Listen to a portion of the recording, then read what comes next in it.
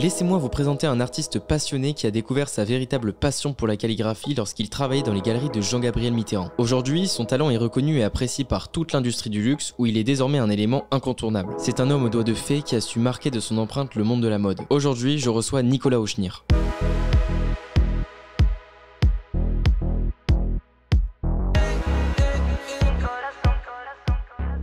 Bonjour Nicolas. Bonjour Alexis. Bienvenue dans Derrière le style, le plus grand défilé de style de tout YouTube. À 5 ans, le petit Nicolas, il écrivait déjà bien ou comme un cochon comme moi. Je suis né en fait avec, pas l'écriture, mais avec la possibilité de dessiner, etc. J'aurais pas la prétention de dire que c'est un talent. J'en ai fait quelque chose. Comment on devient passionné de calligraphie? Moi, j'ai pas cessé de me chercher, donc j'ai réinventé des écritures, etc. Ce qui saoulait un peu les profs, les instits d'ailleurs. Et donc quand le matériel informatique est arrivé, j'étais super content.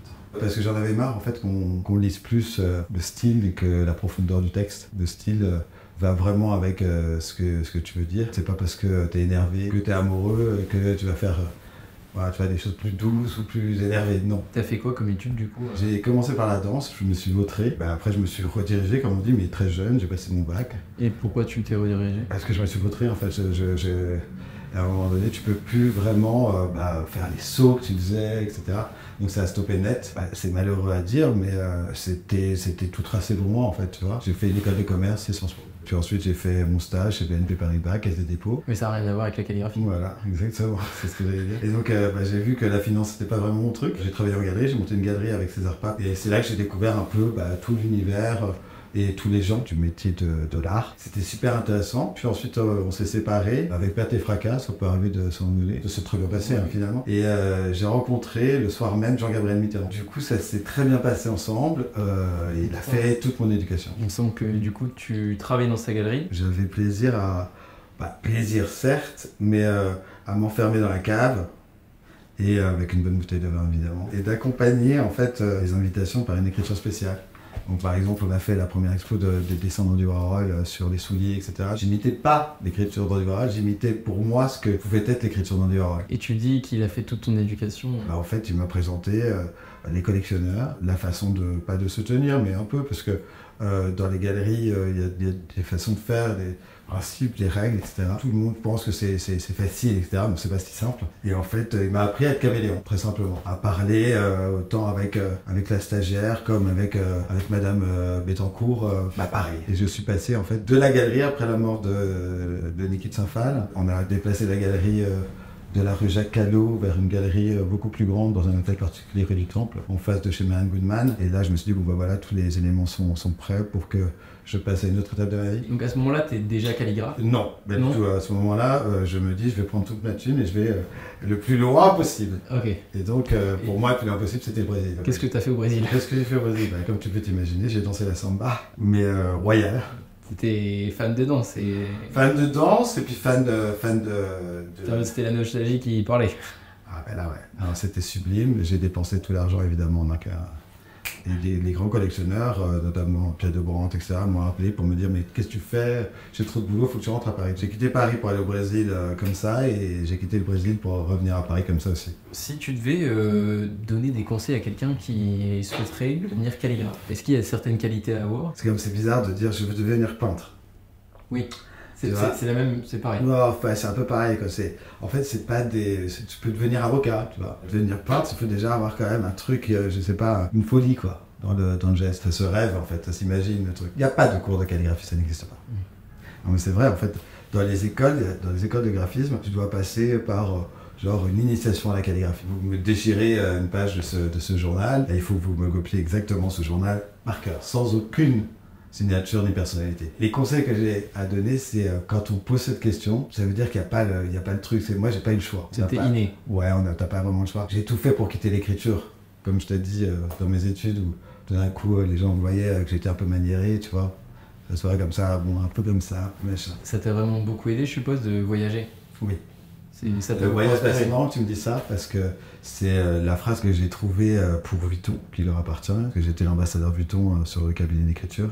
C'est l'écriture est un voyage. Le voyage n'est pas forcément me déplacer physiquement. En fait, le voyage, c'est un livre, c'est rencontrer Alexis, par exemple. C'est d'accueillir l'inconnu avec 100% d'avis positifs dès le départ. Comme toi, j'aime bien l'accueillir. Comment tu combines ton rôle justement de calligraphe avec celui de directeur artistique? En fait, la calligraphie, je l'ai plus associé à une signature. C'est-à-dire qu'en fait, quand je vais te créer un alphabet ou un logo, une identité visuelle, tu vois, là, tu vois, je suis en train de partir de ce que tu penses être la calligraphie. Mais la calligraphie, au départ, c'est signé d'une personnalité, d'un univers, par le biais de l'écriture. C'est la définition même de la direction artistique. En fait, l'idée d'une signature, c'est moi, on m'appelle, alors que dans des grandes maisons, tu as 4 étages d'artistes et de directeurs artistiques. En fait, ils m'appellent pour ma signature. Le lien avec la direction artistique, c'est que j'ai envie de tout faire. Ça me plaît. Tout est à réimaginer, en fait. Enfin, c'est de l'art, en fait, maintenant. C'est plus que de la calligraphie. Ben, en fait... J'ai vu quelques œuvres.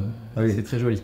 Ah, merci. Tu vois la différence entre l'artiste et l'artisan. Je ne me considère pas ni artiste ni artisan. Alors, il y a un rapport technique plus intense chez l'artisan, c'est ça? Moi, la technique, elle est très importante, tu vois. Mais le plus important, c'est le concept, tu vois. C'est l'idée que tu veux sortir. C'est le message. Ah bah oui, évidemment, il faut savoir réaliser ce que tu as rêvé. Tu vois, c'est how to put outside the thing that you have inside. C'est vraiment, et c'est le but en fait. Très bizarrement, j'ai toujours dessiné. J'ai beaucoup plus de mal à montrer mes dessins qu'à montrer mes calligraphies. Bien, hein. La calligraphie, c'est presque... les mots cachent un peu me cachent moi, tu vois. Le dessin, c'est extrêmement... Bon, parce qu'en fait, c'est de génération en génération. C'est-à-dire que mon père dessine bien, mon père dessinait bien, etc. Et tout ça. Et donc, en fait, moi, quand je rentre... C'est original. Voilà. Enfin, j'ai des blocs partout et je dessine, tu vois. Et c'est très intime. Est-ce que du coup, la calligraphie, elle influence ta vision de la mode? Tu sais, comment on appelle ça? C'est des commandes, en fait. C'est incompréhensible généralement. Toi, directeur artistique, moi, ça va être un peu comme ça. Tu te souviens, les années folles, il y a cette femme, moi, habillée comme ça, tu sais, avec les tresses comme ça. Et comme ça, moi, je là, c'est plutôt autrichien, ça. Oui, c'est autrichien. Voilà, elle se baladait comme ça dans la rue, il faisait froid, tu vois. Et donc, moi, je dis, bah oui, donc là, c'est ici, un peu comme ça. Mais en même temps, il faisait chaud. Et puis, elle s'est dedans de la ligne. Alors, tu vois, c'est que des trucs comme ça, tu vois. Donc, ça t'aide, ça. Mais, est-ce que ça va influencer ton écriture? Est-ce qu'il y a une écriture vanille, une écriture plus froid que chaud, machin, et autrichien? Non. En revanche, c'est très bien d'écouter en fait, le désirata et puis l'imaginaire, parce que en fait, c'est pas qu'elle va te guider, c'est que parfois elle te guide à faire exactement ce qu'elle ne veut pas. En fait, l'idée, c'est de rester exactement toi, pour que ça te plaise à toi au départ. Ça, c'est obligatoire. Sinon, tu vas proposer un truc hypocrite, tu peux t'éloigner très rapidement d'un truc synchrone, en fait. Donc oui, ça m'influence pour être encore plus moi. Le mot influence, ça me plaît, évidemment, c'est un mot qui est central. Mais je suis de ceux qui, quand ils lisent un bon livre, etc., ou quand tu vois un bon film, ou je rencontre une belle personne, etc., elle va m'inspirer plus que m'influencer. Ça t'oublie, en fait, tu vois. L'inspiration, c'est mieux parce que tu sais pas à quel degré, quelle sauce que tu vas la réussir. Une influence, c'est comme une vague qui t'amène, tu vois, et puis en fait, t'as pas le choix parce que t'es pas amphibien, quoi, tu vois. Donc tu peux te noyer. Quel est l'outfit d'un calligraphe? Ça, c'est ma veste d'atelier, depuis toujours.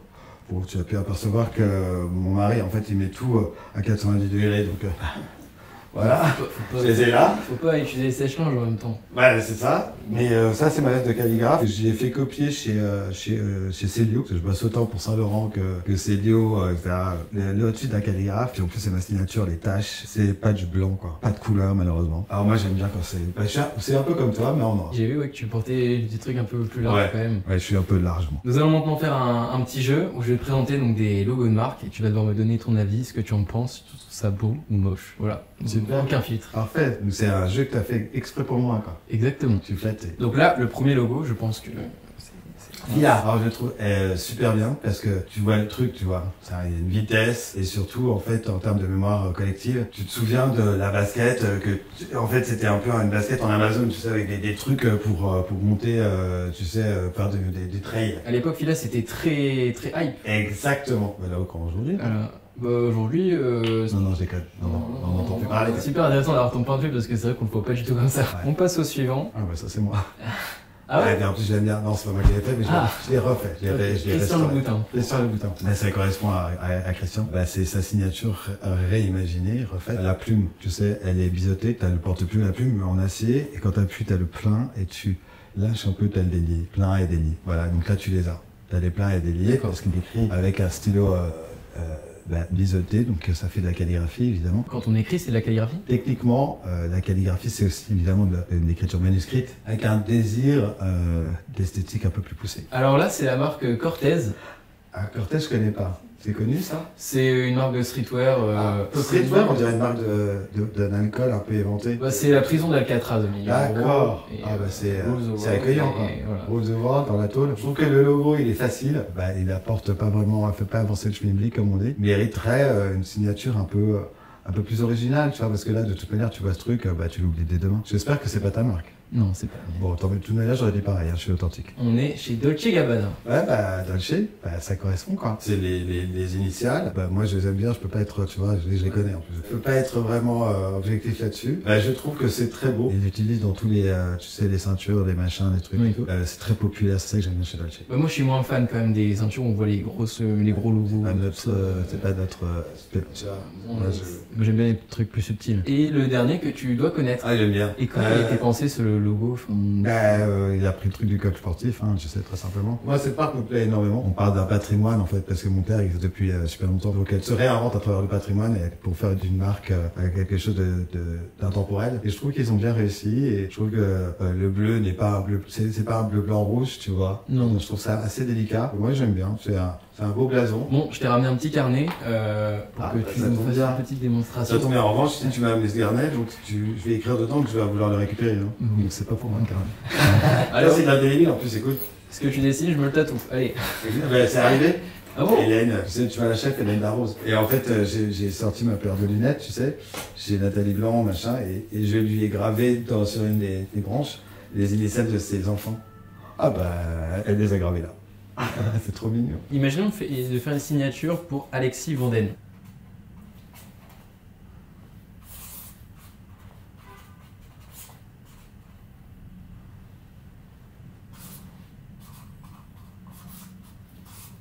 Chez Alexis Vanden, pour derrière le style. Si tu devais me donner du coup ton top 3 des logos de marque. C'est horrible parce que j'ai cité mes logos quoi. J'aime bien le logo du Ritz. Il est fait. Okay. Red Farage, Rick Owens. Ah donc c'est ta patte qu'il y a dessus. Ouais, c'est horrible de dire que c'est moi. Pourquoi c'est horrible? Moi j'aime pas les gens, j'aime pas la fausse humilité. J'aime bien ce que j'ai fait. Surtout sur des logos, parce que tu réinventes l'identité visuelle, tu vois. Donc Rick Owens, le Ritz. Le Ritz c'est très bizarre parce que déjà j'ai été très blessé par la mort de Lady Di. Et donc c'était pas facile, tu vois, avec ma tête, d'arriver à Londres, de faire tous ces rendez-vous, tout le machin, etc. Dans le logo du Ritz, tu regardes bien, t'as un cyprès du Liban. Alors, en fait, j'ai laissé le cyprès, mais j'ai tout dégagé en fait. J'ai fait tout un mouvement où tu retrouves tous les éléments et pour que ça dure vraiment dans le temps. L'idée, c'est que quand tu pousses les portes du Ritz, tu t'aperçois qu'il y a une réelle histoire. Tu vois, Hemingway, Proust, t'es là-bas, etc. Et en fait, l'idée, c'est qu'il faut que ça soit à l'intérieur de ce logo-là. Donc, en fait, le nettoyage, comme tu dis, tu vois, la restauration, il faut qu'elle ne se voit pas. Alors, pour Rick Owens, c'est soldat, quoi. Tu vois, c'est la création pure. Et donc, je l'ai fait l'inverse de lui, tu vois. Donc j'ai fait l'écriture, tu vois, très fine. Et donc en fait, tu vois, c'est de la calligraphie. Alors là, pour le coup, plein déliés et tout ça, et dès qu'il a vu ça, ça a marché. Alors tu sais pas quand ça marche pas, etc. Parce que bon, tu te dis, une fois que c'est fait, après, c'est presque mort, c'est pas toi qui l'utilises. Pour finir, est-ce que tu pourrais nous dire et nous expliquer pourquoi justement les marques de luxe, elles se sont de plus en plus détachées des logos imagés, et beaucoup plus avec juste leur nom? L'image, en fait, c'est presque hyper figé, alors que le paysage change. Donc en fait, l'image, elle te guide presque trop. Voilà, j'ai fait l'image d'une maison provençale pour un restaurant que j'aime beaucoup à Aix-en-Provence. Il y a quelque chose qui est moins fort que juste l'Umao, ça s'appelle la maison. En provençal. Tu mets l'Umao, tu t'imagines la maison, etc. Mais c'est la tienne. Il y a tout un truc, etc. Si tu es guidé par ce truc-là, l'image, etc., tu vas déjà avoir une idée. Tu vois, et le mystère est presque comblé par de fausses idées. Tu vois ce que je veux dire? Alors que si tu as juste la calligraphie, la typo, l'écriture manuscrite, tu vas te dire, mais qu'est-ce que c'est en fait? En fait, l'idée et l'envie, elle est guidée par le mystère.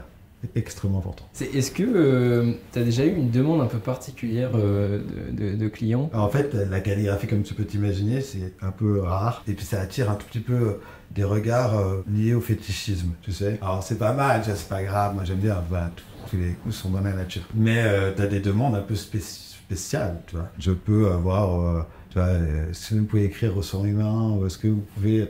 Et tu l'as déjà fait? Pour le sang, je l'ai fait pour un russe, mais c'était pas humain, c'était du sang de bœuf. emprunté à la mûche nivernaise. Bref, ça s'est super bien passé. Mais c'était plutôt pour moi une expérience, si tu veux. Tu vois. Bon, après, quand tu as les 3500 invitations à faire, plus les enveloppes, vas-y, hein, au sang. C'est bien le sang, tu vois. Quand c'est à l'intérieur d'un corps. C'est sa place. C'est sa place. Hein. J'ai plusieurs autres demandes, tu vois, calligraphiées sur des talons aiguilles qui ont déjà servi à fusiller quelqu'un. Voilà, pour que je passe des détails. Ça éveille des curiosités bizarres. C'est plutôt amusant au premier abord, mais ça peut devenir un peu lourd. Merci justement de m'avoir invité. Bah, merci à toi d'être venu et surtout d'être venu percer le mystère qui se cache derrière le style de Nicolas Houfnir. Mes petits stylés, je compte sur vous pour liker, commenter et surtout vous abonner pour ne pas manquer la prochaine vidéo. Et surtout, n'oubliez pas, le style c'est comme le wifi, plus c'est fort, mieux c'est, mais des fois il faut vraiment le chercher pour le trouver.